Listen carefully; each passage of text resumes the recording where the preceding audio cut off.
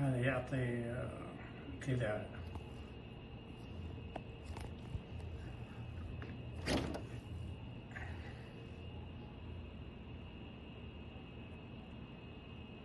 ما أدري ليش هذا مكيف حق غرفة نوم يعطي CH10 I don't know. هذا ما في صوت الحين. Ikot, stuck up. So, pinipigilan niya yung motor, kaya nagkakaroon siya ng error. So, ang gagawin natin to, tatanggalin natin yung blower. Ayusin natin to. Kasi maingay din eh. And then, nag-stuck up to.